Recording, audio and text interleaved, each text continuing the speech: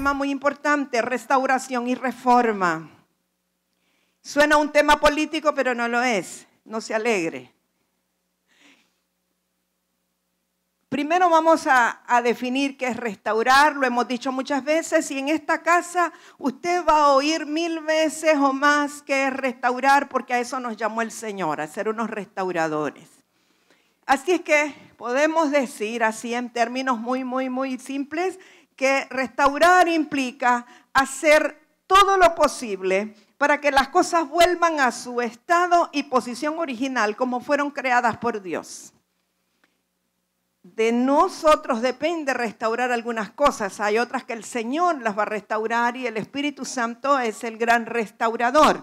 Lo único que usted no va a poder restaurar es aquello que nació para ser pactado con el enemigo. No digo que nació del enemigo porque el diablo no es creativo, no es creador, no ha hecho nada nuevo. Él es un imitador, un falsificador. Pero hay cosas que se originaron para darle culto al diablo. Esas usted no las va a restaurar, como la fiesta de Halloween, por ejemplo. Usted no puede restaurar eso. Hay algunas congregaciones en los Estados Unidos que se reúnen el 31 de diciembre, de octubre, también de diciembre, pero de octubre, y hacen una fiesta para los niños, les regalan dulces a los niños, y en lugar de llamarla Halloween Party, le llaman Hallelujah Party. O sea, pretendiendo restaurar. Hay algo que usted nunca va a poder restaurar. Lo único que no puede restaurar es aquello que se originó para el enemigo. Pero todo lo demás puede ser restaurado. Todo lo que creó nuestro Dios puede ser restaurado. ¿Qué es? Volverlo al modelo original. O sea, como Dios lo diseñó, como Dios lo creó. Ok, desde antes que el mundo existiera, mis amados, cuando Luzbel se reveló, sabemos que formó un caos. Y ya les enseñé una vez cómo eso se llamaba. ¿Alguien se acuerda? No. Bueno, un caos tremendo, tofu, un caos tremendo en todo el planeta. Y desde entonces, Dios mismo inició el proceso de restauración. O sea, tan pronto se desató el caos, se desató la maldad, etcétera. Entonces Dios comenzó a echar a andar su plan de restauración. Dios todo lo sabe, Dios todo lo conoce. Él tiene todo preparado para lo que va a ocurrir. Y el plan de restauración comenzó a través del Espíritu Santo que se movía sobre la faz de las aguas. Y entonces dijo Dios, sea la luz fue hecha. Y eso tenía que ver con la restauración para volver las cosas al plan original antes de que Luzbel se revelara y ocasionara todo un caos, ¿verdad? Entonces, el restaurar las cosas es antiguo, no es de ahora, es desde antes de la fundación del mundo, porque Dios mismo es el iniciador de ese proceso de restauración divina. Y hoy día esto se manifiesta a través del Espíritu Santo en la tierra. Sin embargo, debemos entender que la mayor restauración del plan de Dios ocurrió cuando el Señor Jesucristo vino a la tierra. Él es el restaurador, porque fíjese que Él vino para unir el cielo con la tierra. Él vino para ser el sumo sacerdote, el intermediario entre Dios y los hombres. Él se puso para conectar dos dimensiones, la terrenal y la espiritual. Entonces Él es el gran restaurador. Él vino para acercar al ser humano a Dios. Toda la humanidad que estaba destituida de la gloria de Dios a través del Señor Jesucristo puede ser reconectada. Entonces Él es el restaurador por excelencia.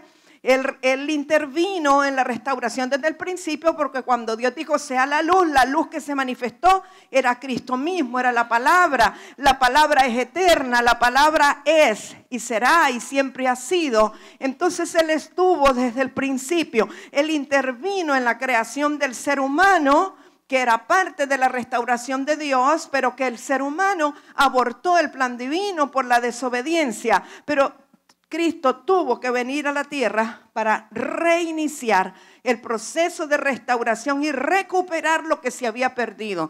Toda restauración lleva consigo la restitución, y restituir es devolver lo que se perdió. O sea, el Señor Jesucristo vino para recuperar lo que se había perdido. ¿Qué se había perdido? Bueno, se perdió la humanidad y se la iba a devolver al Padre. Se perdió la adoración en espíritu y se la iba a devolver al Padre. Se perdió la economía, se perdió la productividad de la tierra y Él se la iba a devolver a la iglesia. Pero todo lo que el Señor Jesucristo restauró, una vez que restituyó o que recuperó, Él no se quedó con ello. Él no necesitaba llevar toda esa autoridad y toda esa salud y toda esa prosperidad y todos esos tesoros. No necesitaba llevarlos al cielo. En el cielo no hace falta. Él se lo dio a la iglesia. O sea, Él recuperó para devolverle a la iglesia. ¿Estamos de acuerdo? Entonces, a través del Señor Jesucristo se establece la iglesia con I mayúscula para poder a través de ella manifestar el reino en la tierra. El Señor Jesucristo era el reino mismo. Él dijo, el reino está ahora en medio de ustedes o en medio de vosotros. O sea, Él era el reino. Él vino y a través de Él, en su nombre, se establece el reino. Pero nosotros somos los llamados a manifestarlo. Somos los hijos de Dios los que vamos a manifestar el reino. Ok, entendemos que Dios hace nacer su iglesia. Sabe que la iglesia es parte del plan restaurador de Dios porque falló la humanidad en el huerto de Edén. La siguiente oportunidad es la iglesia. O sea, la iglesia es el proceso restaurativo de la humanidad o de establecer el reino o el gobierno de Dios en la tierra. Dios quiso establecer su gobierno a través de Adán y Eva, abortan el plan, pero a través de Jesucristo le entrega la autoridad a la iglesia para que la iglesia gobierne la tierra. Y sabemos que Dios hace nacer su iglesia a través de la sangre del Cordero por la muerte de Jesús. Eso lo entendemos muy bien. Pero quiero que capte algo más.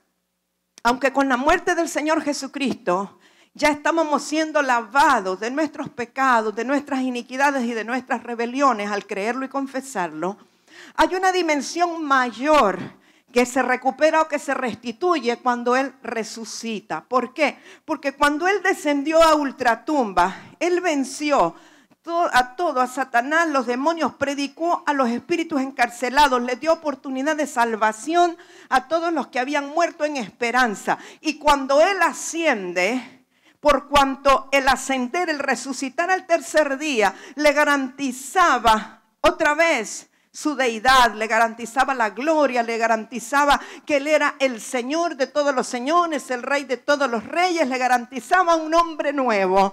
Cuando Él asciende en un nuevo nivel o una nueva dimensión de autoridad.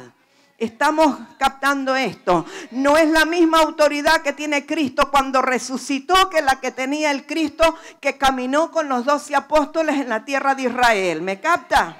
Muy bien. Entonces, cuando el Señor Jesucristo resucita al tercer día, ¿qué hizo? Dio dones a los hombres. Dones ministeriales, no dones del Espíritu, dones ministeriales a los hombres. La palabra es homotropos, que es varones y mujeres. Entonces, Él empodera a la iglesia. Lo que quiero que entiendan que dentro del proceso de restauración, la resurrección del Señor Jesucristo es sumamente importante.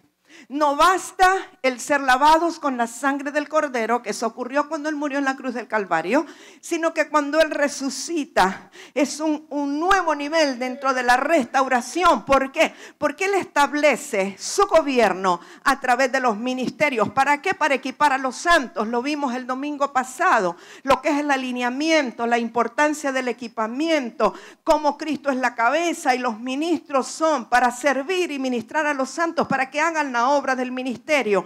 Sin ministerios, en nivel de ascensión, empoderados con el poder de la resurrección, no se podría llevar a cabo la manifestación del reino a través de la iglesia.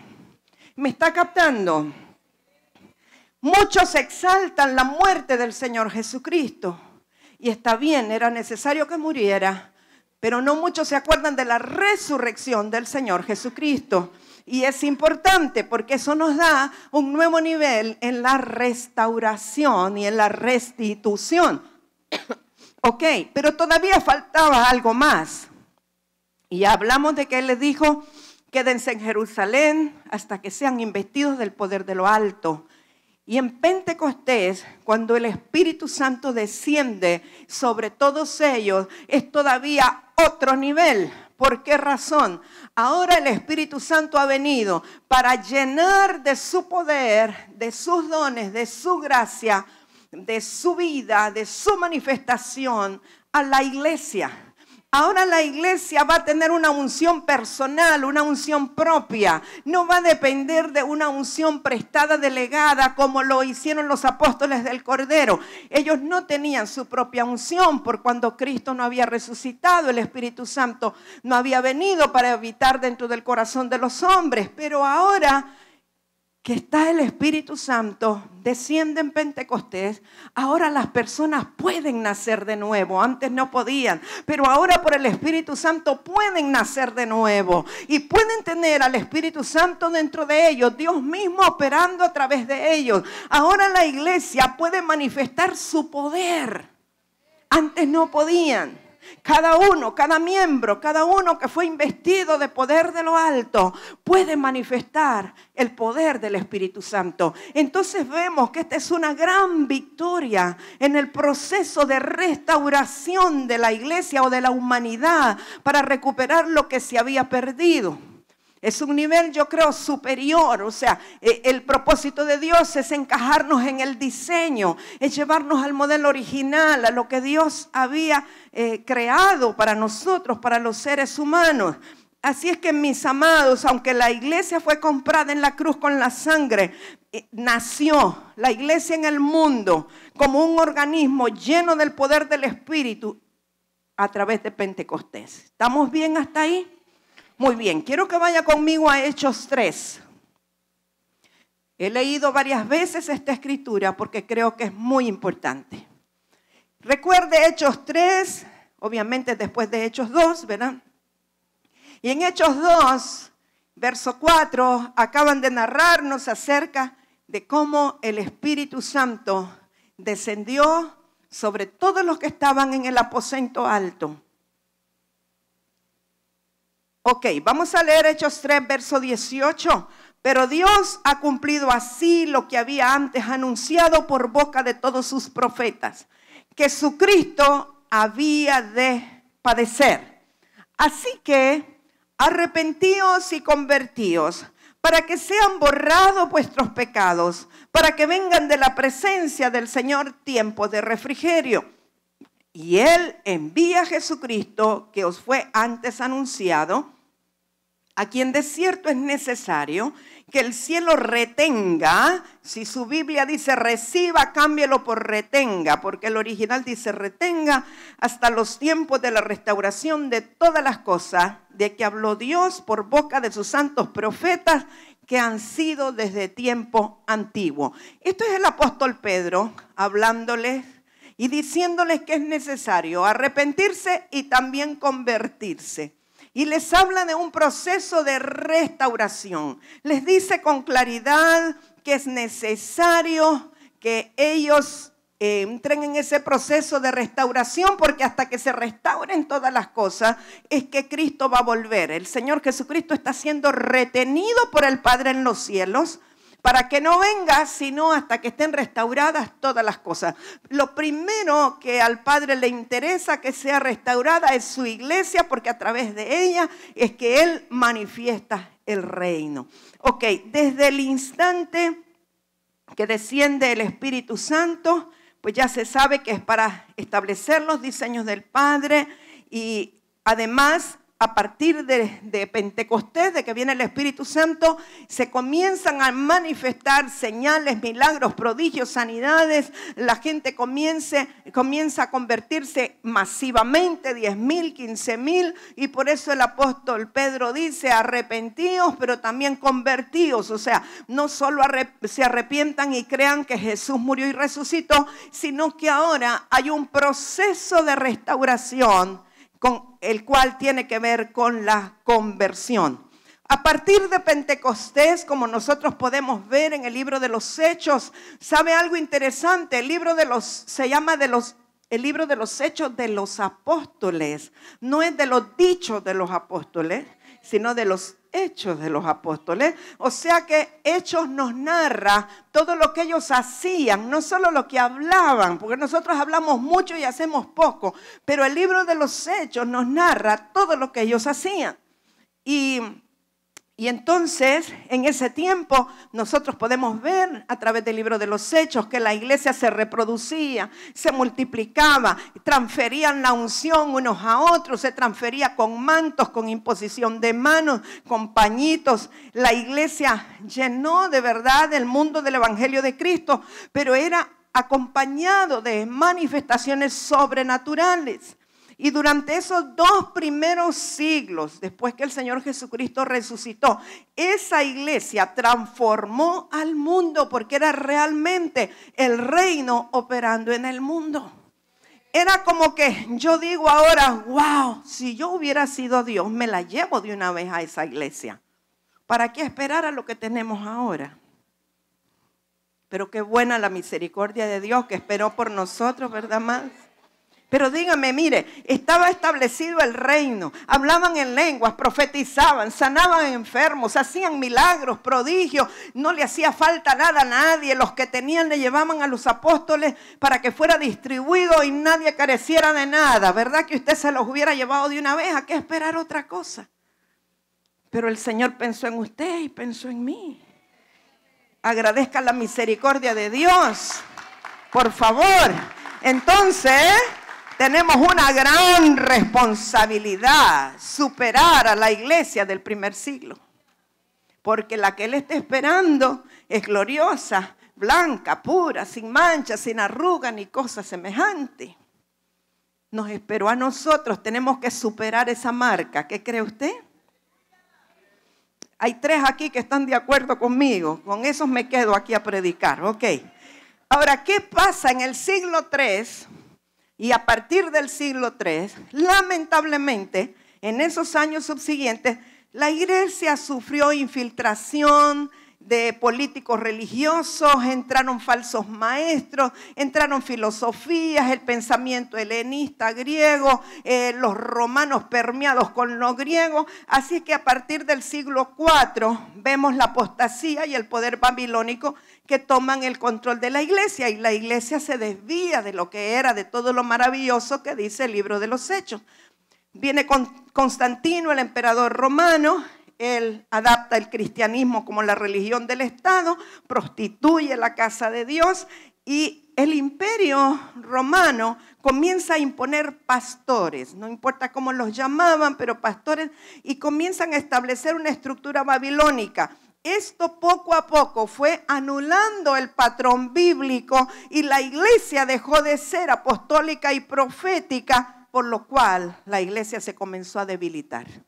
O sea, la estructura que comenzó a haber era nada más con pastores, se anuló lo profético, se anuló lo apostólico, se anuló lo evangelístico, se anuló todo. Y entonces ese no era un diseño divino, no era lo que Jesús había constituido cuando Él resucitó. Entonces eso tiene que ser recuperado, o tendría que ser recuperado, ¿verdad? Así es que durante estos años posteriores surge la iglesia católica romana, y yo creo que fue un tremendo intento de Satanás por asfixiar lo que era de Dios y el poder del Espíritu Santo. La iglesia perdió su identidad, perdió la autoridad, perdió su carácter sobrenatural.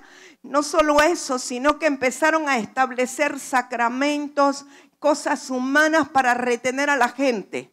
Allí empieza a hacerse el bautismo de niños, que eso no existía. De acuerdo a la Escritura, el que cree y es bautizado es salvo. Pero entonces la Iglesia Católica Romana empieza a establecer que bauticen desde niños para que ya los inscriban en la Madre Iglesia Católica y que nunca se aparten de ella. O sea, se pervierte el propósito original, lo que es la primera comunión, la cena del Señor, la convierten en primera comunión, luego a confirmarlos para asegurarse que todavía están en la iglesia, y entonces inventan una serie de sacramentos y se desvían del poder de Dios, del Espíritu Santo y de la palabra del Señor.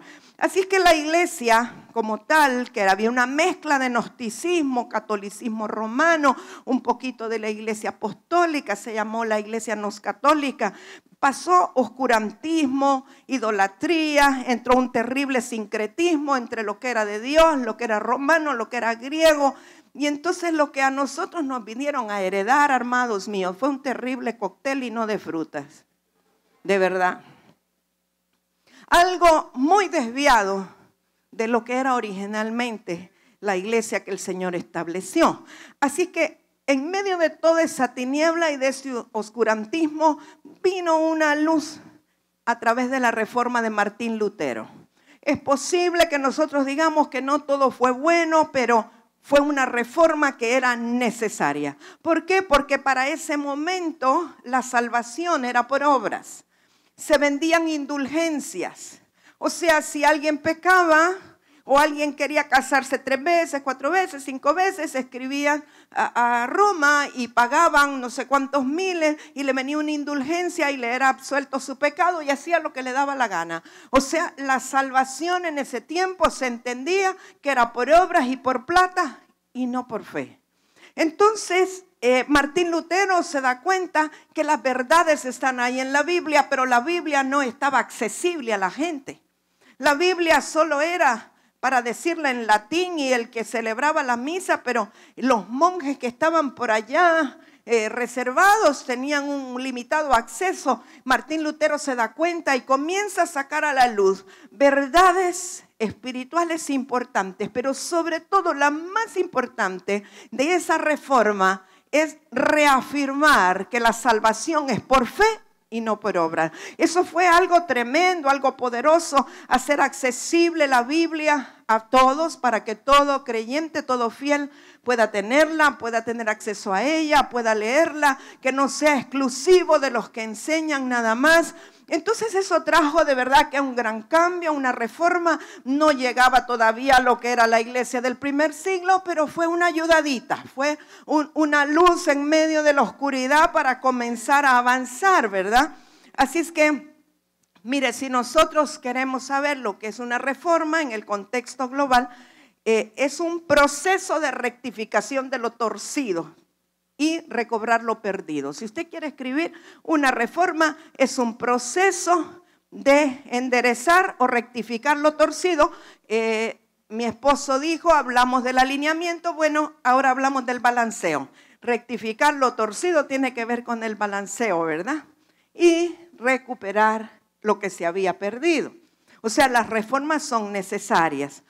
Y vemos que a partir de 1517, con Martín Lutero, comienzan a haber una serie de cambios en la iglesia. Porque al poner accesible la Biblia a los creyentes, muchos comenzaron a recibir luz y otros movimientos de reforma se gestaron. Quizás no tan grandes como los de Martín Lutero, pero muy, muy necesarios. Y el aceleramiento mayor quizás fue en el siglo pasado, en el siglo XX. Pero era, como le dije, era una reforma más que todo por la fe. Tenía que ver tal vez con una reforma al evangelismo, porque comenzó a activarse lo de la sanidad, de los milagros, y vino como por etapas. En 1517, bueno, entendemos la salvación gratuita por la sangre de Cristo. En 1535 se establece otra vez el bautismo en aguas para los adultos, porque hasta entonces no se hacía. Entonces se comienza a hacer el bautismo por inmersión para los adultos de acuerdo a lo que estaba en la Escritura, lo cual se había dejado de practicar. En los años 1700 viene una fuerte doctrina de la santidad por John Wesley. Y era muy bueno, era excelente lo que John Wesley estaba haciendo. De hecho, él fue el fundador de la iglesia morava, de la iglesia luterana, estaba en la metodista, etcétera. Pero el problema es que él decía que el amor de adentro tenía que manifestarse como la santidad de afuera. Y aunque era muy bueno, porque se recuperaron principios y valores de volver a la santidad, como siempre ocurre cuando hay una reforma, hay extremistas. Y entonces hubo gente que comenzó a practicar la santidad de afuera. O sea, era más importante que la mujer usara velo, que la mujer no usara pantalones. Yo no sería santa para John Wesley en ese tiempo,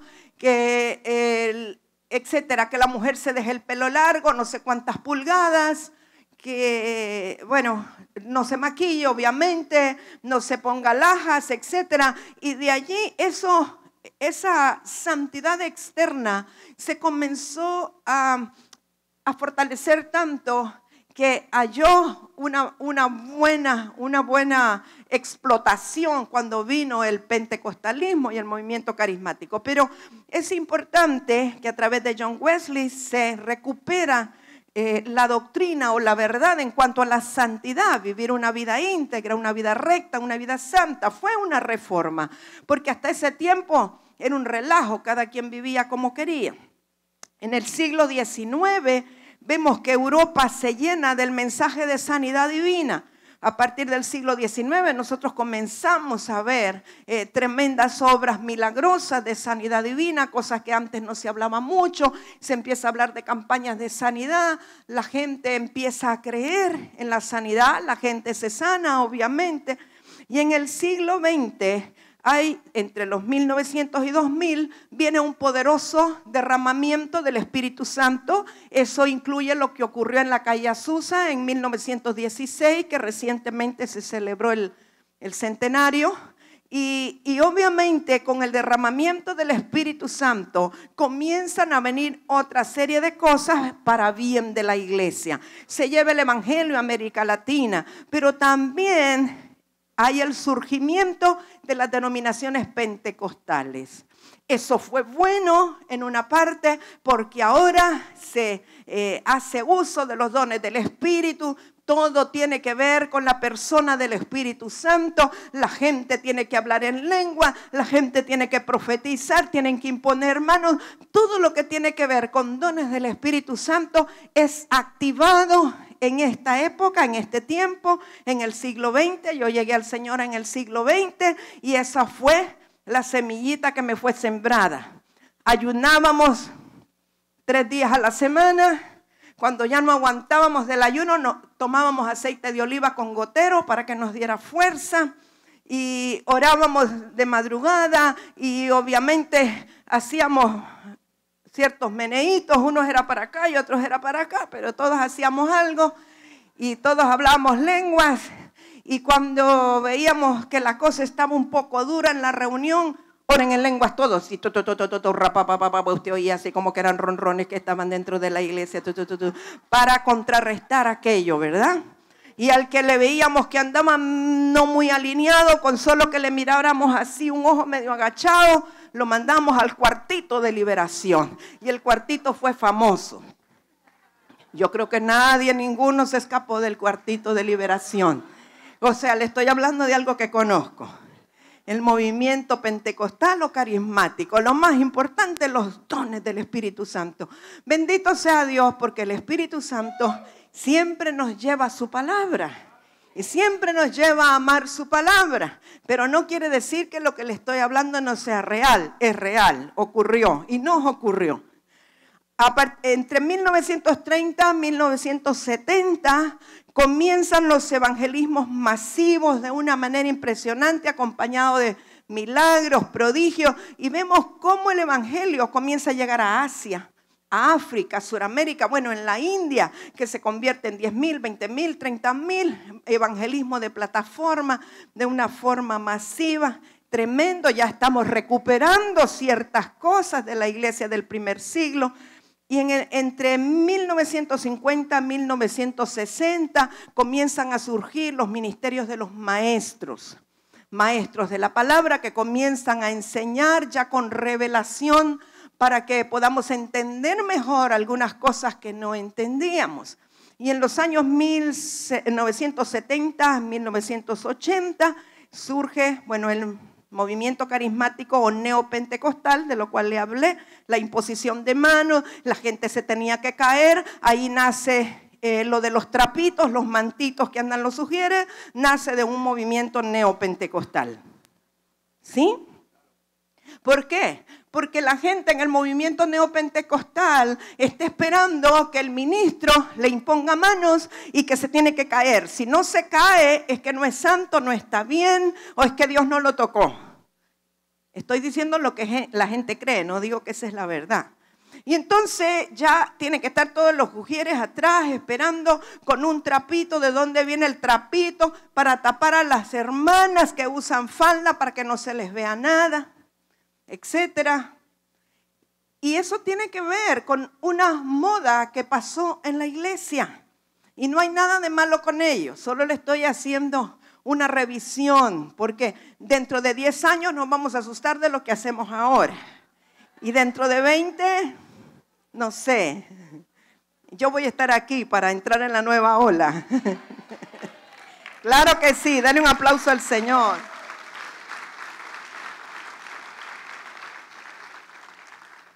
Pero en los años 2000 surgen los equipos proféticos, comienzan a surgir los centros apostólicos y viene como una revelación acerca de recuperar el ministerio apostólico y profético, los cuales estaban eliminados en la Biblia. Y luego en el siglo XXI, en el cual estamos, hay verdades esenciales que le fueron devueltas a la iglesia, como por ejemplo la adoración. Usted ahora ve por todos lados, hay altares de adoración, hay eventos de adoración, todo es adoración. Nadie habla de alabanza ahora, solo de adoración. Y el reino, antes no se hablaba del reino, Jesús habló del reino muchísimo, él mismo era el reino, pero por mucho tiempo estuvo escondido, nadie hablaba del reino. Pero en este siglo todos empiezan a hablar del reino. Un día le dije a uno de mis hijos, vamos a cambiarle nombre a la escuela. La escuela era ESAP, Escuela Apostólica Profética. Pero ahora le digo, todos tienen escuelas proféticas. Hay estudiantes que estuvieron con nosotros en la escuela, compraron el manual, se salieron de la escuela y fueron ellos a poner una escuela como quien abre una pulpería. Ese asunto no es así, es por un llamado de Dios, por una instrucción de Dios. Por muchos años Dios me habló de abrir una escuela, yo me resistí y no quería. Y un día me encontré a un hombre de Dios, un apóstol, me lo encontré en Bongos, en Ciguatepeque. Tenía años de no verlo y me dice el Señor que deje de resistirse a abrir la escuela porque es de Dios que lo haga. Yo me quedé sorprendida y rápidamente ese mes comencé y la abrimos. Entonces le cambiamos a EVER, Escuela de Valores Espirituales del Reino. Total, lo apostólico y lo profético está vinculado con el reino. Usted no puede manifestar reino fuera de lo apostólico y lo profético. Así que le llamamos EVER. Somos los mismos, con la misma gente. La revelación es la misma, solo le cambiamos nombre. Pero ya antier vi que están anunciando la EDER. Alguien también ya está abriendo escuelas de reino. No sé cómo le vamos a llamar para qué. ¿O será que somos pioneros y otros nos van a seguir? Bueno, vamos a creer eso.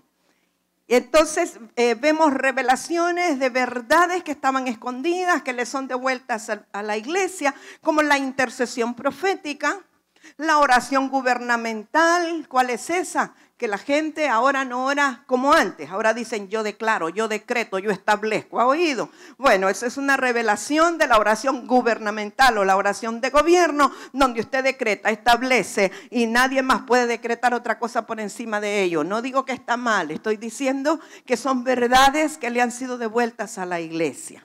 Y cosas que a veces la gente lo hace sin revelación. Unos lo hacen por revelación y otros por imitación, pero igual es lo que la iglesia está haciendo. Ok, Dios está restituyendo y está recuperando cosas para la iglesia. Ahora, cuando Dios quiere restituir algo que prometió y se está perdiendo, Él tiene que traer una restauración y una reforma. No hay otra manera de hacerlo, pero es Dios quien lo tiene que hacer. Así es que, aunque Lutero comenzó con una reforma y con lo de la fe, la nueva reforma divina apenas ha iniciado ahora. Hay personas que son pioneros en esta nueva reforma que la han llamado la nueva reforma apostólica. Yo no la voy a llamar así, porque yo creo que la reforma, aunque es apostólica en esencia, conlleva muchas otras cosas más. Es una reforma muy amplia, muy amplia. Y para que podamos entrar en esa nueva dimensión, en esa reforma, tiene que haber cambios. Tiene que haber cambios en nosotros. Pero yo creo que el Espíritu Santo va a provocar en este tiempo cambios más profundos y radicales en el espíritu de lo que ha habido en todos los años y los siglos anteriores desde Lutero. O sea, hoy día hay más luz que antes, hoy día hay más comprensión que antes, hoy día necesitamos manifestar el reino de Dios a través de la iglesia del Señor Jesucristo. Así que yo quisiera decir que esa nueva reforma que está ocurriendo es una obra extraordinaria del Espíritu Santo, no es de nosotros los hombres, no somos nosotros los que decimos vamos a reformar, tiene que ser el Espíritu Santo el que lo haga. Pero a través de ella Dios va a cambiar la forma en que ha operado el cristianismo evangélico o la iglesia evangélica o la iglesia protestante, como la llaman otros, ¿verdad? Yo digo de que protestamos, pero bueno. Y tiene que ser transformado porque la iglesia tiene que operar de una manera diferente, no como está operando ahora. Así es que eso será la vivencia y el establecimiento y la manifestación del reino para esta generación. Ahora, es un cambio radical, pero es ordenado por Dios, no por nosotros. ¿Para qué? Para producir cambios radicales en su pueblo y en su forma de vida. Porque no podemos seguir viviendo igual. Si en verdad el Espíritu de Dios mora en nosotros, el Rey está con nosotros, en nosotros, no podemos seguir viviendo igual que el mundo vive o peor que el mundo vive. Alguien que entró mucho en esto de la reforma apostólica o que estudió mucho o que escribió mucho al respecto fue el apóstol Peter Wagner, que les dije que ya falleció. Y yo lo seguí muchas veces respecto a lo que él hablaba en cuanto a lo apostólico, y él dejó un legado en cuanto a esa nueva reforma apostólica, y algo que él decía es que no es teológica, o sea, los principios en cuanto a Dios y la Biblia permanecen intactos, no es un cambio teológico. No es que se va a cambiar lo que creemos, no es tampoco, decía él, una reacción a la apostasía o a la corrupción de la iglesia, sino que él consideraba que esta nueva reforma es una reacción de Dios por la falta de relevancia de la iglesia, por la religiosidad y el control manipulativo. Déjenme explicarle. Falta de relevancia en el sentido de que la iglesia no está haciendo o provocando cambios, ni está haciendo un impacto en la sociedad donde vivimos. O sea, no es relevante. La gente en sí, la gente de gobierno, la gente de empresa, no puede tener o no tiene un testimonio de que nosotros como iglesia estamos provocando cambios. O sea, no es relevante. La religiosidad, porque seguimos haciendo cosas tradicionalmente sin revelación. Y tan religiosos que a veces la gente del mundo no quiere venir a nosotros, a la iglesia, a las reuniones por lo religiosos que somos. Yo tuve una muy buena amiga, llegamos al Señor casi al mismo tiempo, y teníamos reuniones en su casa, una mujer muy dotada de muchas destrezas del Señor, tocaba la guitarra muy bien, cantaba, dirigía la alabanza, predicaba, enseñaba la palabra, pero no sé qué ocurrió, se fue en una línea diferente que nosotros, y ella comenzó a congregarse en ese lugar.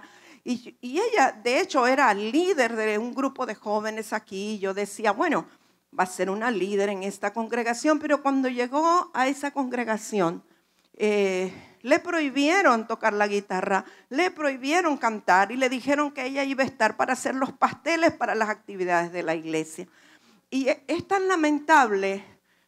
Terminó en un divorcio, ya no vive aquí, está en otro país, pero siempre a menudo pienso en ella y digo, ¿cómo la religión pudo anularle todo lo que tenía de Dios y del Espíritu Santo. Una mujer que era una líder en la ciudad, conocida porque su esposo fue gerente aquí y tenía acceso a gente clave, pero la anularon por la religión, porque las mujeres no pueden. Entonces la religiosidad en que la iglesia está viviendo es contraria al diseño de Dios. Por eso tiene que venir una reforma a todo nivel. No estoy hablando tal vez de nosotros en particular, estoy hablando de la iglesia. Bueno, digamos que esta prédica es para los que van a ver el video. Vamos a decir así, que no es para nosotros. Usted nada más me hace barra ahí para que oigan bien los que van a ver el video. Y el control... El control manipulativo tiene que ver con ministros que dicen solo yo soy el ungido, ustedes me tienen que preguntar a mí, tienen que pedirme consejo a mí, yo les voy a dar dirección para todo. Y hay un control terrible, manipulativo, de manera que la gente no tiene libertad para tomar sus decisiones porque hay un ungido que los controla. Entonces tiene que venir una reforma, tiene que venir un cambio, tiene que venir un sacudimiento para volver a la manera como Dios quiere que opere la iglesia. ¿Está de acuerdo conmigo? Muy bien. Entonces, ¿qué necesita la iglesia? ¿Por qué necesita otra reforma? Número uno, la iglesia, nosotros necesitamos volver nuestro corazón plenamente a Dios. Estamos dependiendo y creyendo en muchas cosas y personas y no tenemos nuestra total confianza en el Señor. ¿Sabe? Yo meditaba en Noé. Noé tuvo que tener una total confianza en Dios, una total dependencia. Ni siquiera tenía puerta esa arca para poderse salir. Allí estaba y allí estaba. Una dependencia de Dios, un Abraham que Dios le dice que salga de su tierra y su parentela y todavía no le muestra para dónde va. El hombre se queda hule porque no tiene lo que dejó atrás ni tiene lo que está delante, pero mientras estaba en el camino, él estaba confiando en un Dios que había prometido que le daría. Amén. Así que la iglesia necesita volver su corazón a Dios. Número dos, la iglesia necesita una reforma porque necesita ejercer su liderazgo socialmente o en el mundo, si quiere llamarlo. La iglesia no está ejerciendo el liderazgo, es decir, la iglesia debería de ser pionera y el mundo nos debería de seguir, no al revés. Entonces, se necesita la reforma para que la iglesia ejerza el liderazgo que le corresponde. La iglesia necesita una reforma porque necesitamos un nuevo nivel de unción, amados. Nosotros hablamos de que los enfermos se sanen, que los cojos anden, que los ciegos vean, que los sordos oigan, pero no está pasando. Entonces necesitamos ese nuevo nivel de unción, de poder. Por eso necesitamos reformarnos de adentro para afuera. La iglesia necesita una reforma porque necesitamos una visión fresca. Eso conlleva una mente renovada. No podemos seguir haciendo las cosas como las hacíamos hace 10 años, ni hace 20, ni hace 30. Necesitamos renovar nuestra mente y el espíritu de nuestro entendimiento. Necesitamos al Espíritu Santo y sus dones. Necesitamos hacer volver el poder del Espíritu Santo a nuestras asambleas, a nuestra vida personal. Necesitamos la manifestación de Dios. Y la iglesia necesita una reforma porque necesitamos el milagro de la habitación de Dios en este templo, no hecho de manos humanas, sino de piedras vivas. Estar seguros, convencidos que Dios habita en nosotros, que nosotros somos la habitación y el templo del Espíritu Santo de Dios, que donde quiera que vamos, Dios va con nosotros. Pero tiene que haber una convicción, una revelación y una manifestación de que así es. Porque lo sabemos teóricamente, pero no lo estamos viviendo. Y entonces, cuando esa reforma se lleve a cabo, que ya se está llevando a cabo, pero necesitamos todavía algo más. Hay cosas que vamos a ver, que hemos anhelado ver, que necesitamos ver. Lo primero que vamos a ver es una iglesia verdaderamente edificada sobre la piedra angular y sobre el fundamento de apóstoles y profetas, como dice la Escritura. No una iglesia establecida en dogmas, en doctrinas de hombres, o en filosofías humanas, o en visiones particulares, sino establecida en la piedra angular, con el fundamento de apóstoles y profetas. Eso se va a dar cuando la reforma esté. Y cuando eso se dé, podremos romper el dominio de Satanás sobre nuestras ciudades. La iglesia va a recuperar su sentido y su carácter apostólico. ¿En qué sentido? Cuando digo carácter apostólico, me refiero a ir afuera y no adentro. Lo apostólico siempre envía a la iglesia al mundo. La iglesia pastoral siempre trae a la gente adentro de la iglesia, pero lo apostólico te lleva al mundo a hacer un trabajo allá afuera, con la gente de afuera, a trabajar con el mercado, con los negocios, con el comercio, con el teatro, con las artes. Vamos a ver una unción nueva de cosecha. Amados, la cosecha que Dios quiere traer es tan sobrenatural que vamos a necesitar pedir ayuda porque las redes no lo van a poder retener, la gran cosecha. La cosecha que Dios quiere traer lo hará por su Espíritu Santo. No es por el esfuerzo humano nuestro. El Espíritu Santo lo va a provocar. Nosotros vamos a buscar el corazón de Dios y Dios lo va a provocar. Y nosotros vamos a recibir la cosecha. Pero eso vendrá cuando seamos reformados y renovados en nuestra mente y el Espíritu Santo nos llene por completo. Vendrá una gran manifestación de lo sobrenatural, lo que hemos estado anhelando, los milagros, las sanidades, los prodigios, todo eso viene con la reforma, aleluya. No se me vaya a caer mi camarógrafo, sé que está bien ungido, ahí bien emocionado.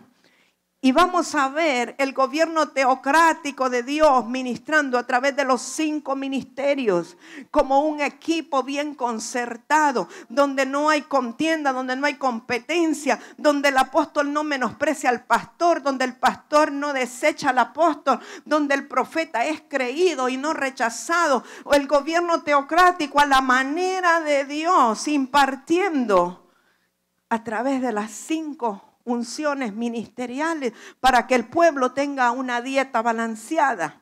Y la iglesia, entonces la veremos relevante en el mundo. Todos dirán y conocerán y tendrán respeto por la iglesia del Señor. Amados, la dimensión espiritual de la iglesia no se mide por cuánta gente tengamos. Claro que nos gustaría tener mucha gente, no digo que no, pero se mide por la capacidad que tiene de manifestar la autoridad de Dios en la tierra. Una iglesia que tiene autoridad, una iglesia de reino que manifiesta la autoridad de Dios en la tierra, es una iglesia grande aunque tenga pocos miembros. Qué bueno que esa pueda ser de muchos miembros, pero podemos medirla por la capacidad de manifestar la autoridad de Dios en la tierra.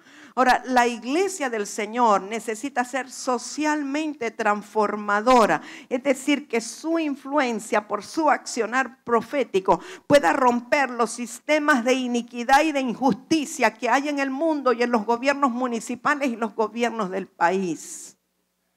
¿Me escuchó?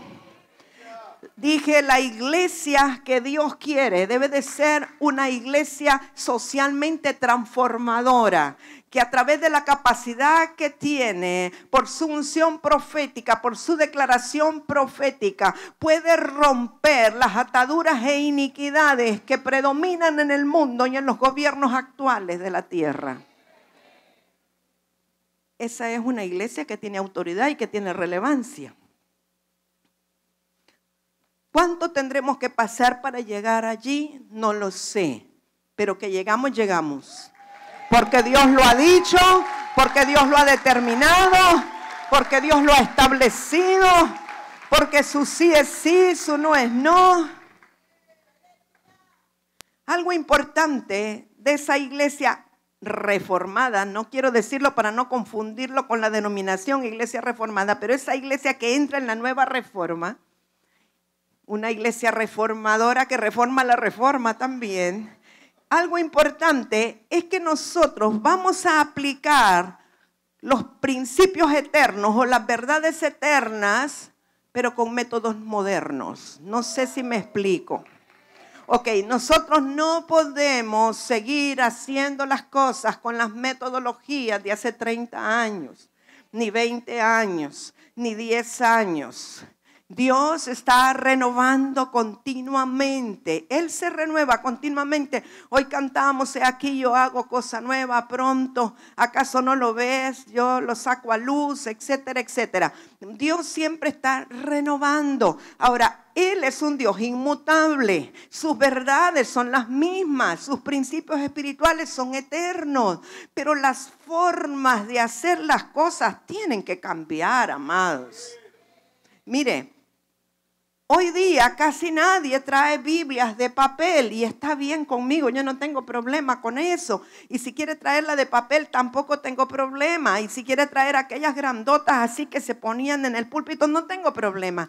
Pero usted ve la tendencia cada día más es a leer la Biblia del móvil o de la tablet o donde sea. Porque las cosas se van cambiando, van renovando las formas, los métodos, los sistemas. Las verdades son eternas. Es decir, la palabra que usted lee es la misma que lee en el papel que la que lee del móvil o la que lee de la tablet. No cambia, pero nosotros tenemos que irnos renovando en las formas de hacer las cosas. ¿Se imagina si yo para escribir los libros los escribiera a mano y hiciera caligrafía? Sería lindo y muy valioso, pero nunca terminaría. O sea, tenemos que actualizarnos entendiendo que la verdad es la misma, pero la forma de presentarlo es diferente. Porque si no, imagínese que si los mandamientos fueron dados en piedra, qué tremendo que tuviera que estar cargando piedras usted con todos los lineamientos del Señor. No podría traerlo. Y eso es en todo. Tenemos que renovar el espíritu de nuestra mente. Eso no es hacerse mundano.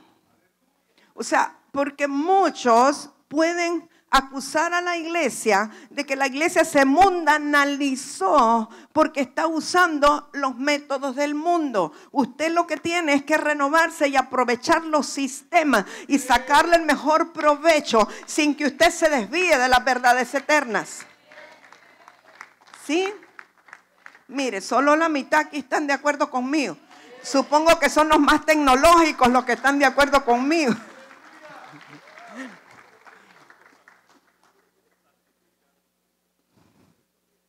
Claro que hay que santificarlo, como dice hermano Rigo, ¿verdad? Hay que ver para que usted, es que no hay nada malo, lo malo es para que usted lo usa. Usted puede usar todos los sistemas si los usa para darle gloria al Señor y para exaltar al Señor, ¿verdad? Ahora, si usted en la iglesia lee la Biblia de su celular, pero después va a ver pornografía, el problema no es del celular que venía contaminado, el problema es de usted que está contaminado. Sí, o sea, es la persona, no es que la tecnología sea mala. Y lo mismo, ¿cómo vamos aún a captar a otros para el Señor? No lo va a hacer igual. Mire, amado mío, en una campaña evangelística de plataforma, usted no va a captar a los regidores, ni a los alcaldes, ni a los empresarios. Perdóneme, hay que recibir dirección de Dios, cuál va a ser la estrategia y cuál es la manera como usted les va a presentar a Cristo o qué manera va a usar. Hay diferentes formas, pero la iglesia reformadora, vamos a decir, va a entender que los procedimientos modernos tienen que operar de acuerdo a la época y al lugar. De igual manera, si vamos a ir a ministrar a una montaña, no vamos a ir con un despliegue de luces y de cosas tecnológicas. Me explico, depende del lugar. Usted va a adaptarse de acuerdo al lugar. Pero tiene que vivir en la época que vive, no puede quedarse atrasado. No puede quedarse rezagado, ¿está? ¿Estamos de acuerdo? Mire, la iglesia tradicional que no reconoce los otros ministerios fuera del pastoral se queda estancada. Y no estoy diciendo que sea superior el ministerio apostólico, profético, no. Sencillamente es que se necesitan todas las gracias ministeriales. Y quiero decir algo y que quede bien grabado. No es que la iglesia pastoral sea incorrecta, pero es incompleta. O sea, no estamos diciendo que es incorrecta, está incompleta. Una iglesia puede ser apostólica sin dejar de ser pastoral, es decir, puede tener el pastor que cuida las almas, pero debe tener una proyección apostólica de ir al mundo, de trabajar allá afuera con las fuerzas vivas de la ciudad, vivas que no están vivas, ¿verdad? Nosotros somos los vivos, pero lo que llaman fuerzas vivas, usted sabe a qué me refiero. Ahora, la transición de una iglesia tradicional a una iglesia apostólica o a un centro apostólico requiere muchos ajustes y renovación de la mente del liderazgo. Mire, yo puedo estar renovada, pero si el liderazgo que está conmigo no se renueva, vamos a tener conflictos. O si ellos están renovados y yo no me renuevo, vamos a tener problemas. O sea, el liderazgo tiene que ajustarse también para subirse en la ola del Espíritu y la renovación o la reforma que se está trayendo para lograr los propósitos del Señor. Ahora, miren, entendemos que todas las gracias ministeriales son importantes, pero la mentalidad apostólica está ungida de parte de Dios de una manera particular para poder ver todos los dones, todas las destrezas, todos los ministerios, todas las aplicaciones y poder hacerlos trabajar en armonía para manifestar el reino de Dios. Vengo aquí porque solo aquí me dicen amén. Me gusta que me digan amén. O sea, que ningún ministerio es superior a otro, pero la mentalidad apostólica ha sido ungida por Dios porque es un llamamiento de Dios constituido por Dios para que tengan la habilidad, la gracia de Dios para involucrar todas las otras gracias ministeriales, es decir, poner a funcionar a los pastores, los profetas, los evangelistas, los maestros, poner a funcionar los dones del ministerio, las destrezas, las operaciones y que todo esto pueda tener una proyección a la ciudad y a la nación para provocar cambios y transformaciones consistentes. Tomar los medios de comunicación, los medios masivos, tomar la radio, la televisión, todo eso tiene que ver con una mentalidad apostólica. Entonces, si la iglesia no transiciona de una iglesia pastoral a una iglesia apostólica, se quedará estancada y se quedará con los mismos 60 miembros por 10 años. Porque las cosas van renovándose y van avanzando y el que se quedó estancado es como que retrocediera. Cuando Dios transiciona a un pueblo, a un nuevo mover, el liderazgo tiene que pasar por esos cambios y esa transición. Toda transición implica cambios y el ser humano casi siempre opone resistencia a los cambios. ¿Por qué? Porque tiene temor de lo desconocido. Pero cuando Dios está provocando un cambio, una transición, más vale que colaboremos con Dios y nos subamos en la ola. ¿Sí? Mire, cuando yo no sé nadar, no sé ni cómo porque nací en Choluteca y me llevaban al mar de Cedeño, pero no sé nadar, siento confesar eso. Y entonces cuando a mí me gusta el mar, ¿verdad? Ya todos saben que por eso me gusta mucho el mar, todos saben, ok. Me gusta mucho el mar, pero no sé nadar. Y entonces cuando voy al mar, para mí tiene que estar tranquilito, calmadito para poderlo disfrutar, pero cuando a veces está así un poco picadito, mi esposo me dice, espérate que venga la ola y te levantás con la ola. Mire, así es espiritualmente, amado. Cuando viene la ola, subas en la ola, porque si no, mire, cuando no me he levantado, la ola me ha revolcado. Más vale que te levantes en la ola y no que te revuelque la ola, ¿sí? Así es que hay que ir con el mover de Dios, porque si no nos va a arrastrar. Tenemos que ajustarnos a los cambios. Hay un problema, que la gente legalista y la gente orgullosa no acepta la transición. Ahora aquí todos somos humildes, ¿sí? ¿Ok? ¿De acuerdo? Aquí no hay legalistas, ¿verdad? ¿Ok? Aceptamos los cambios, aceptamos la transición. ¡Qué lindo! Mire cuántos humildes hay, ¡qué bendición! ¡Aleluya! Mire, amados, en el reino de Dios las transiciones son inevitables y llegan a ser naturales. Le pongo un ejemplo, el cambio de las estaciones. Aquí no son muy marcados, pero hay lugares en el norte de Estados Unidos. Ahora, usted puede ser muy sesudo, muy obstinado y decir, no, yo me quedo en verano y yo no acepto que venga el invierno. Bueno, quédese en calzoneta en medio de una tormenta de nieve y me cuenta. ¿Qué le va a pasar? En shorts, en pantaletas, en bermudas, en calzonetas, en bikers, como lo quiera llamar en cualquier idioma. ¿Sí? O sea, si va a haber un cambio, más le vale que usted haga el cambio necesario para poder estar en ese cambio de estación. ¿Sí? Y si usted se quiere quedar con su traje de nieve, snowsuit, cuando viene el verano, número 1 se va a ver muy ridículo, pero número 2 se va a asar. Entonces hay que hacer cambios. Y en el reino los cambios son inminentes y son constantes, nunca está estático. Las verdades son permanentes, pero las formas son cambiantes. Y eso necesitamos abrir nuestra mente para poder entender eso. Porque, amados míos, no nos podemos quedar cantando cuando allá se pase lista. También las canciones se renuevan.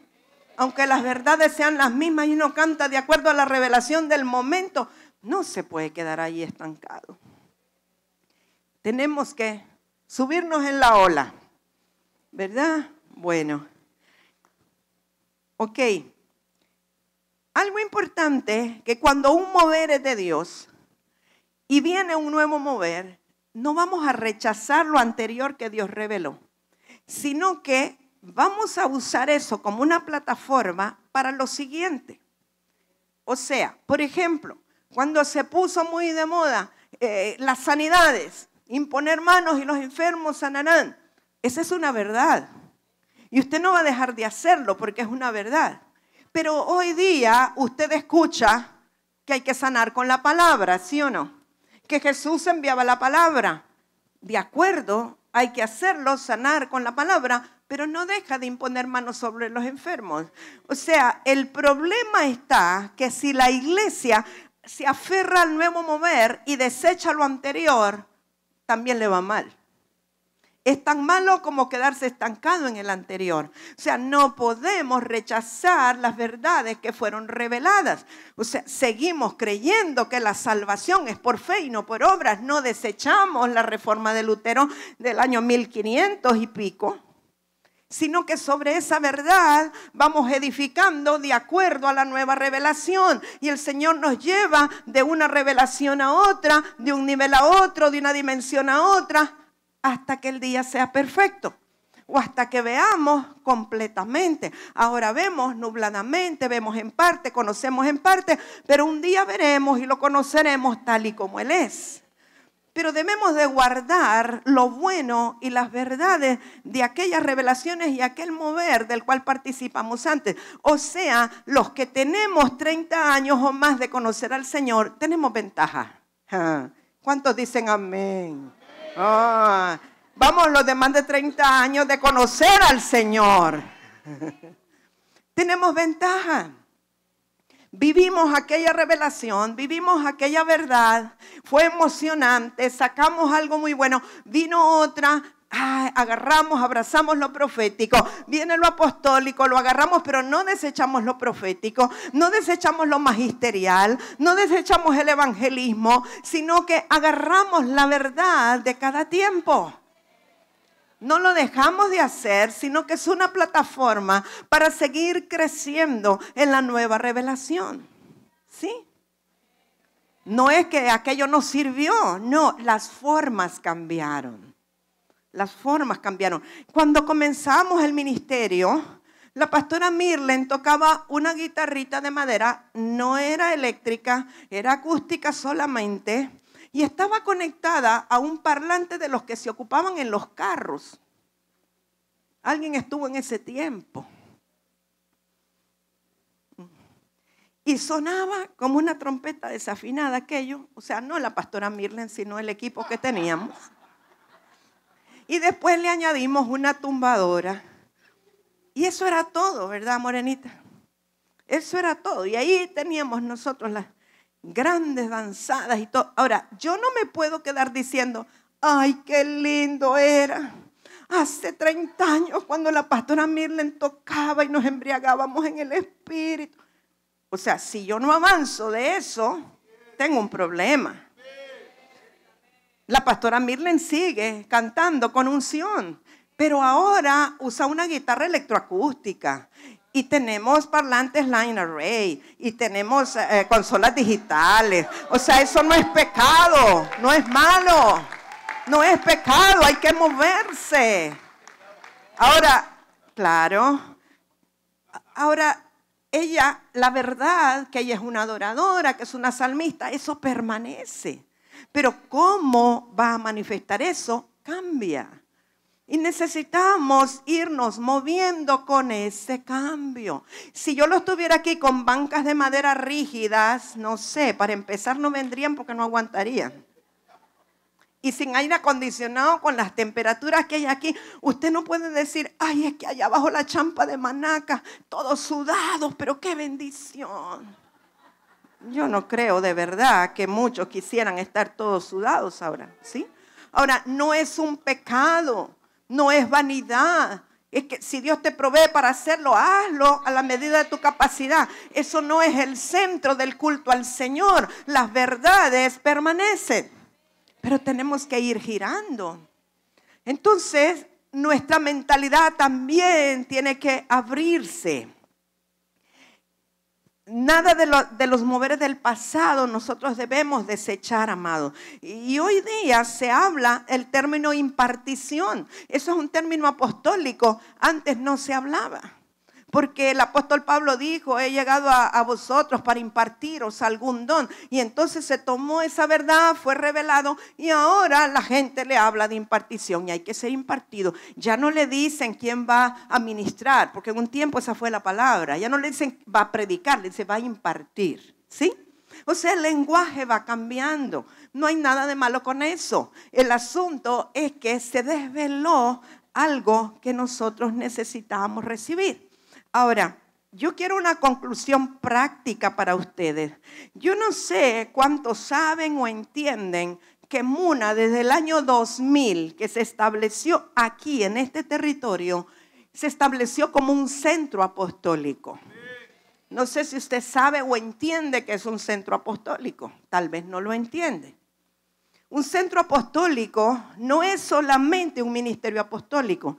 Es un lugar que abarca diferentes áreas como la educación, las artes, video, audio, la producción de materiales, etcétera. O sea, estamos tomando diferentes áreas, no solamente lo espiritual, tiene que ver con una transformación integral, espiritual, mi cuerpo, y está centralizado aquí.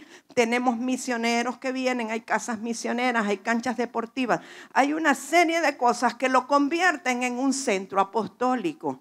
Y los centros apostólicos tienen una proyección transformadora social.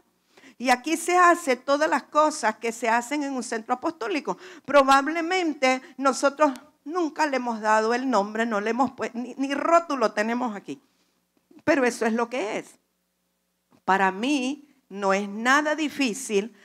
En mí no requiere una transición en eso, porque así nací. Para mí fue natural. Recibía la visión y fue natural, ir agregando las cosas, ir poniendo las cosas. La torre de oración es parte de un centro apostólico. Pero a mí no me demanda esfuerzo porque es natural. Pero para otros sí. O quizá para pastores netamente pastorales que no han abierto su mente a otra dimensión, para ellos sería muy difícil entender ese concepto. Y me dirían, pero yo en la Biblia no veo que dice centros apostólicos. Y bueno, yo le diría, no todo está escrito en el libro de los Hechos. Nosotros estamos escribiendo el siguiente capítulo. Sí, porque sé que lo que estamos haciendo es de parte de Dios, no es un invento. Y ahora el punto es que todas las iglesias que están bajo la sombría de Muna necesitan ser más apostólico-proféticas para encajar en el diseño de un centro apostólico. O sea, no pueden ser netamente pastorales porque entonces no encajan en el diseño original que Dios le dio al centro apostólico Muna. ¿Me explico? Necesitamos, amados, renovarnos en todas las áreas, en todos los aspectos. La proyección de las artes tiene que ver tremendamente con los centros apostólicos, la escuela de artes, la presentación del ballet, la producción de los CDs, de los videos, etcétera, etcétera. Eso tiene que ver con centro apostólico. Las escuelas Sunshine tiene que ver. Y hay muchas cosas más que creo que Dios quiere que hagamos, que aún no lo hemos hecho, que en un tiempo lo tuvimos, como la escuela de formación integral para adultos, no sé, la EFIA. ¿Alguien se acuerda de la EFIA? Hermana Felicia seguramente se acuerda de la EFIA. Y yo creo que eso es algo que tenemos que reactivar.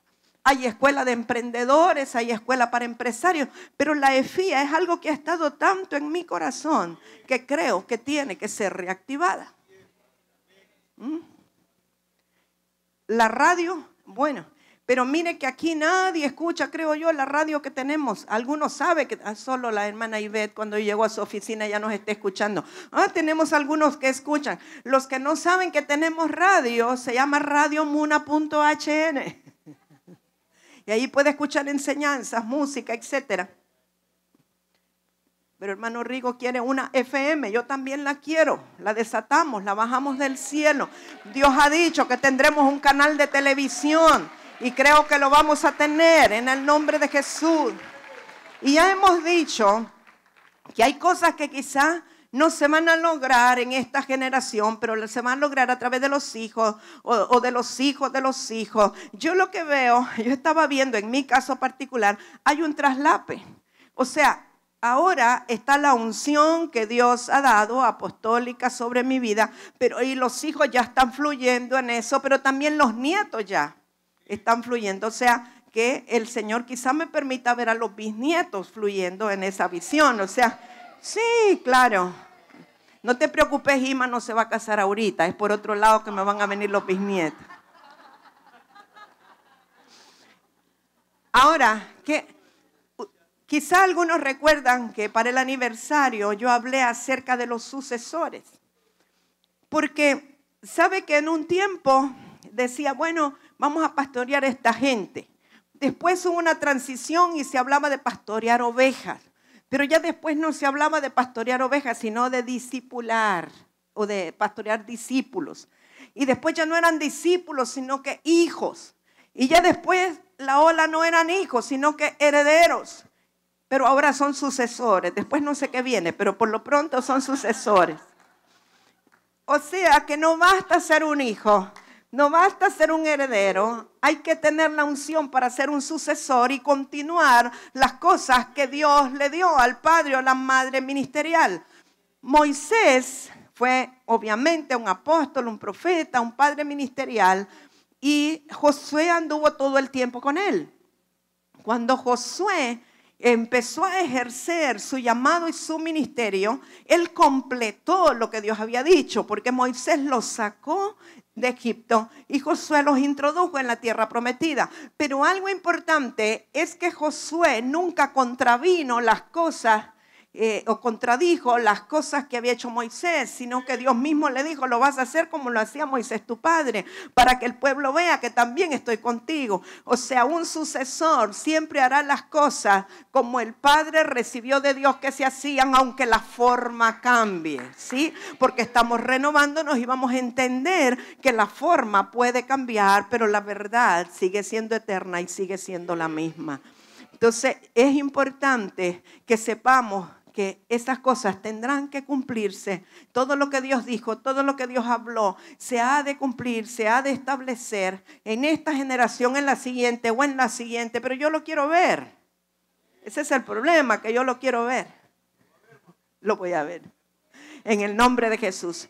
Y yo sé que Dios está trabajando en nuestra vida, en nuestras mentes, pero yo quiero decirle ahora en esta mañana, sí. Y pastora Mirlen, ¿será que quieres pasar, hija, arriba? Sabe, yo quiero que usted, si usted recibió algo de Dios a través de la palabra esta mañana, que yo pensaba es una palabra muy informativa, pero tuve la certeza que era lo que tenía que compartirles, porque es importante ubicarnos en qué plano estamos. Entonces, si usted entiende lo que hablamos, si usted fue bendecido con la palabra y usted dice: yo me dispongo, yo quiero ser flexible para moverme en la ola de Dios con los cambios que haya que hacer. Usted póngase en pie y alabe al Señor y comience a decirle. No me lo tiene que decir a mí, dígaselo al Señor. Dígaselo al Señor como usted está de acuerdo con Dios. Póngase de acuerdo con el Señor. Eso es lo más importante. Usted no tiene que ponerse de acuerdo conmigo, sino primero con el Señor. De nada sirve que me diga que está de acuerdo conmigo si usted no está de acuerdo con el Señor. Así es que háblele al Espíritu de Dios. Dígale: Señor, yo sé que me cuestan los cambios. Yo sé que a veces pongo resistencia, pero hoy yo me dispongo para ser flexible, para fluir, Señor, con lo que tú quieras. Quiero ser uno de los que manifiesta tu reino. Quiero ser un miembro activo de este centro apostólico que tú tienes aquí en este lugar, Señor. Padre, soy un hijo de casa. Quiero ser no solo hijo, quiero ser un heredero. Quiero ser también un sucesor, Señor, y que aún mis hijos y los hijos de mis hijos puedan ver lo que tú has dicho, lo que tú has declarado que harías. Dígaselo al Señor y alábelo porque Él es bueno. Dele gracias por la casa donde está, por el lugar donde Él le puso. Dele gracias porque usted ha comido palabra buena en este lugar. No puede negar que hay pan en la casa del pan. El Espíritu Santo ha estado con usted. Ha sido enseñado, ha sido instruido, ha sido direccionado. El Espíritu de Dios es bueno, ha sido bueno con nosotros. Háblele al Señor.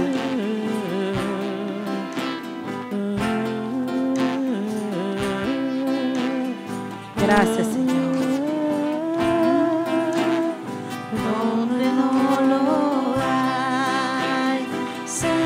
Dios hará donde piensas que no hay. Él obra en maneras que no podemos entender. Él te guiará, a tu lado estará. Amor y fuerzas te dará y un camino hará donde no lo hay. Senda Dios hará donde piensas que no hay.